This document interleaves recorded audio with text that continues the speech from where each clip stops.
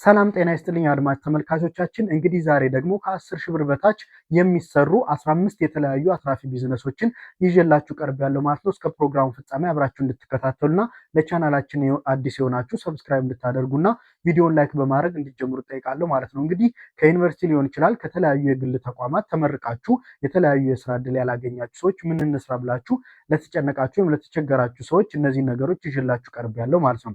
ስለዚህ ከ15 ውስጥ ደግሞ መጨረሻ ላይ የማስቀምጥላችሁ ሁለቱ በጣም የተሻሉ የስራ አማራጮች ወይም የስራ ዘርፎች ስለሆኑ እስከ መጨረሻው እንድትከታተሉ ጋብዛችኋለሁ ማለት ነው። እንግዲህ በመጀመሪያ ደረጃ ላይ ያስቀመጥኩላችሁ የተለያዩ ቲሸርቶችንና እቃዎችን ማተም ይሆናል። እንግዲህ ለምሳሌ ወተር ቦትል ሊሆን ይችላል፣ ትራስ ሊሆን ይችላል፣ በአኒቨርሳሪ በልደት በተለያዩ ፕሮግራሞች የሚደረጉ ቲሸርቶችን ማተም ሊሆን ይችላል ማለት ነው። ወይም ደግሞ ለጊፍት ስጦታ የሚሆኑ ወይም ደግሞ ለጊፍት የሚሆኑ እቃዎችን ጨምሮ ማለት ነው።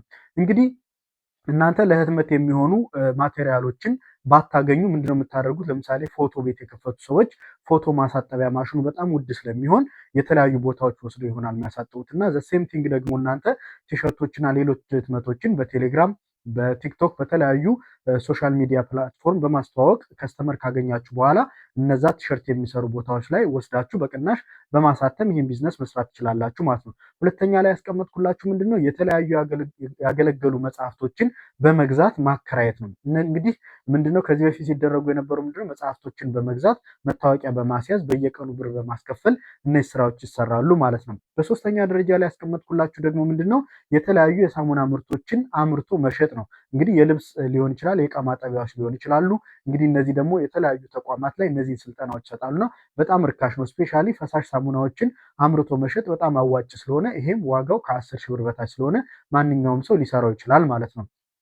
በአራተኛ ላይ ያስቀመጥኩላችሁ ደግሞ ምንድነው ኢፖክሲ ሬዚን እና ሌሎች የእጅ ስራዎችን ሰርቶ መሸጥ ነው። እንግዲህ ኢፖክሲ ሬዚን በቪዲዮ እንደማሳያችሁ የተለያዩ ምርቶችን በተለያዩ ቅርጽ ሞልድ በማድረግ ወይም ሸፖችን በማውጣት የተለያዩ ነገሮችን በማምረት ለጌጣጌጥ መሸጥ ትችላላችሁ ማለት ነው። ስለዚህ ይሄ አራተኛ ላይ ያስቀመጥኩላችሁ ሲሆን አምስተኛ ላይ ያስቀመጥኩላችሁ ደግሞ ከዚህ በፊት የተለያዩ ቪዲዮዎችን እንደሰራሁላችሁ ዩቲዩብ ቻናል ከፍቶ ትምህርታዊ ሊሆን ይችላል፣ ምግብ ማብሰል ሊሆን ይችላል፣ ወይም ደግሞ የራሳችሁ የሆነ ኮንቴንት በማዘጋጀት መስራት ትችላላችሁ ማለት ነው እና ዩቲዩብም ቀላል ወይም ደግሞ ኦልሞስት ከ10 ሺህ ብር በታች የሚያስፈልጉ እቃዎችን በመግዛት መጀመር ስለምትችሉ ማለት ነው።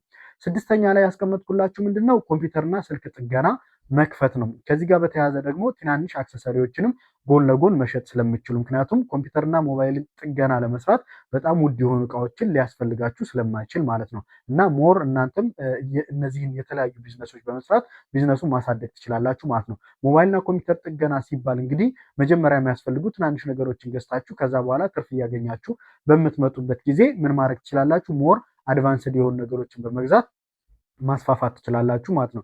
ሰባተኛ ላይ ያስቀመጥኩላችሁ ምንድነው እንግዲህ የተለያዩ ኮሌጆች የተለያዩ ዩኒቨርሲቲዎች የተመረቃችሁ ተማሪዎች ቤት ለቤት ማስተማር ነው። ላንጉጅ ሊሆን ይችላል፣ የተለያዩ ኮርሶችን ሊሆን ይችላል፣ ማስተማር ትችላላችሁ ማለት ነው። ስምንተኛ ላይ ያስቀመጥኩላችሁ ደግሞ በላውንደሪ ልብስ ማጠብ ይሆናል። ወይም ደግሞ ልብስ ካጠባችሁ በኋላ አይረን በማድረግ ወይም በመተኮስ ልብሶችን ለከስተመር በመስጠት ማለት ነው። ይህም ሌላኛው አዋጭ ይሆናል ማለት ነው። ዘጠኛ ላይ ያስቀመጥኩላችሁ ምንድነው ባልትና ነው። እንግዲህ ባልትና ሲባል የተለያዩ ስፓይስ ወይም ቅመማ ቅመሞችን ማከፋፈልም ሊሆን ይችላል። ለተለያዩ ሱቆች ማከፋፈልን ጨምሮ እናንተ ደግሞ መሸጥ ትችላላችሁ ማለት ነው። ምክንያቱም እነዚህ የሚዘጋጁት በቤት ውስጥ ስለሆነ ምንም አይነት ኪራይና ምንም አይነት ብዙ የሚያስፈልጉ ግብአቶች ወይም የምትገዙት ማሽነሪ ስለማይኖር ማለት ነው። ሌላኛው ደግሞ በአስረኛ ላይ ያስቀመጥኩት ምንድነው የልብስ ስፌት ወይም ደግሞ ልብስ የተለያዩ ልብሶችን መጠገንም ሊሆን ይችላል፣ አዳዲስ ልብሶችንም መስፋት ሊሆን ይችላል። ይህም ከ10 ሺህ ብር በታች የሚያስፈልግ ይሆናል ማለት ነው። ሌላኛው ደግሞ ከዚህ ጋር በተያያዘ የምነግራችሁ አስረኛው ጋር ተጨማሪ ማለት ነው ፕላስቲክ ወንበሮችን ሊሆን ይችላል፣ የተለያዩ የምግብ ማብሰያዎችን ሊሆን ይችላል ለአነስተኛ ዝግጅቶች ወይም ደግሞ ለአነስተኛ ፕሮግራሞች ማከራየት ይሆናል ማለት ነው። ከወንበሮች ጀምሮ የተለያዩ ምግብ መስሪያዎችን ወይም ደግሞ ምግብ ማቅረቢያዎችን ሊሆን ይችላል፣ የተለያዩ ሳህኖችን ወይም የውሃ መጠጫዎችንም ሊሆን ይችላል ማለት ነው። ስለዚህ የተለያዩ አክሰሰሪዎችን ምን ማድረግ ትችላላችሁ? ማከራየት ትችላላችሁ ማለት ነው። 11ኛ ላይ ያስቀመጥኩላችሁ ደግሞ ምንድነው አትክልትና የተለያዩ ፍራፍሬዎችን ጁሶችን መሸጥ ሊሆን ይችላል ማለት ነው። ይሄም ኢኒሻል ካፒታሉ ከ10 ሺህ ብር ስለማይበልጥ ማለት ነው። በትንሽ የጁስ መፍጫዎች መጀመር ስለምትችሉ በትንሽ እቃዎች መጀመር ስለምትችሉ ማለት ነው።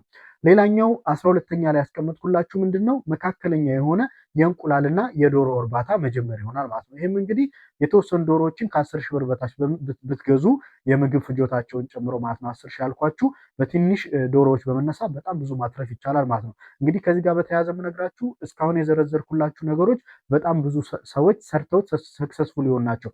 ስፔሻል ለምሳሌ አሁን የመጨረሻ ላይ ወይም 12ኛ ላይ ያስቀመጥኩላችሁ የእንቁላልና የዶሮ እርባታ በጣም ብዙ ሰዎች የተለያዩ ቤቶችን፣ መኖሪያ ቤቶችን፣ መኪናዎችን የገዙ ሰዎችም ስላሉ ማለት ነው። ከላይ የዘረዘርኩላችሁ እስከ 12 ያሉትም እንደዚህ አትራፊ ሰዎች የሰሩትን ቢዝነስ መርጬ ያቀረብኩላችሁ ይሆናል ማለት ነው። ሌላኛው 13ኛ ላይ ያስቀመጥኩላችሁ ምንድነው እንግዲህ የተለመደ በጣም ብዙ ሰው ቡና ውጭ ይጠጣል። ከቤቱ ውጭ የተለያየ ሰው ቡና ስለሚጠጣ ቡና እንደገና ደግሞ ቁርስ ወይም ደግሞ ስናክ ቺፕስ ሊሆን ይችላል፣ ኩኪስ ሊሆን ይችላል። እነዚህን ነገሮችም ሰርቶ መሸጥ ስለሚያዋጣ እነዚህም ብዙ ብር የማያስፈልጉ ወይም ደግሞ ኢኒሻል ካፒታል ወይም ደግሞ መጀመሪያ ብር ከፍተኛ ብር ስለማያስወጡ እነዚህን ነገሮች መስራት ትችላላችሁ ማለት ነው። እንግዲህ መጨረሻ ላይ ሁለት ቶፕ አስቀምጥላችኋለሁ ወዳልኩት ስመጣ 14ኛ ላይ ያስቀመጥኩት ምንድነው ግራፊክ ዲዛይን መስራት ነው። እንግዲህ አሁን በጣም ዩኒቨርሲቲ ገብታችሁ ለምትማሩ ወይም ደግሞ ገና እስከ 12ኛ ክፍል ላላችሁ ተማሪዎች የመመክራችሁ ነገር ምንድነው አሁን ላይ የሜዲካል እና እንደገና ደግሞ ከቴክኖሎጂ ጋር በተያያዘ ኮምፒውተር ነክ የሆኑ ነገሮች ወይም ደግሞ ወደ ኤአይ እየሄድን ስለሆነ እነዚህ ነገሮች በጣም አስፈላጊ ናቸው እና ፕሮሞሽንም በዛው ልክ ዴቨሎፕ እየሆነ ስለሆነ ግራፊክ ዲዛይን የተሻለ በመሆኑ እናንተም የግራፊክስ ዲዛይን በቀላሉ ዩቲዩብ ላይ ሊሆን ይችላል፣ ቲክቶክ ላይ ሊሆን ይችላል፣ ከጓደኞቻችሁ ሊሆን ይችላል። እነዚህን በመማር ግራፊክ ዲዛይን በመስራት የተለያዩ ማስታወቂያዎችን መስራት ትችላላችሁ። ህትመትም ለመስራት ያገለግላችኋል ማለት ነው። 15ኛ ላይ ያስቀመጥኩላችሁ ደግሞ ምንድነው ፎቶግራፍ፣ ፎቶኮፒ እና ፕሪንት የሚለው አስቀምጨላችኋለሁ።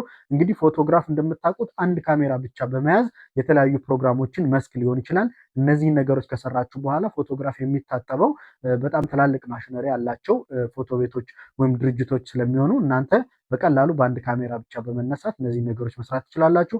ካሜራዎችም ደግሞ የግድ አዲስ ወይም ደግሞ አድቫንስድ መሆን የለባቸው። ምክንያቱም እንደዚህ ብላችሁ ካሰባችሁ እንግዲህ አዳዲስ ካሜራዎች ከ100 ሺህ ብር ከ200 ሺህ ብር በላይ ስለሆኑ እነዛን አልመክራችሁም ማለት ነው እና አነስተኛ ካሜራዎችን ሰከንድ ሃንድ ወይም ደግሞ ከሰው ላይ በመግዛት ፎቶግራፍ ማንሳት ትችላላችሁ። ፎቶኮፒ ደግሞ ፕሪንተርም ፎቶኮፒ አንድ ላይ የያዘ ማሽን ያገለገሉ እቃዎች በመግዛት እነዚህን ቢዝነሶች መስራት ትችላላችሁ ማለት ነው። እንግዲህ ሰብስክራይብ ያላደረጋችሁ በድጋሚ ሰብስክራይብ እንድታደርጉ እየጠየኩኝ በቀጣይ ቪዲዮ እንድሰራላችሁ የምትፈልጉት ነገር ካለም በኮሜንት አሳውቁኝ። ያልገባችሁ ጥያቄም አስቀምጡልኝ። ሌላ መስራት የምትፈልጉት ቢዝነስ ካለም አድቫይስ እንዳደረጋችሁ ወይ ምን ማድረግ እንዳለባችሁ እና እንደገና ደግሞ ቢዝነስ ፕሮፖዛል እንዴት እንደሚሰራ የምትፈልጉ ሰዎች ካላችሁ በኮሜንት አሳውቁኝ። እኔም እነዛን ነገሮች ይዤላችሁ ቀርባለሁ ማለት ነው እና ማንኛውም ጥያቄ ካላችሁ መጠየቅ ትችላላችሁ፣ ኮሜንት ላይ አስቀምጡልኝ።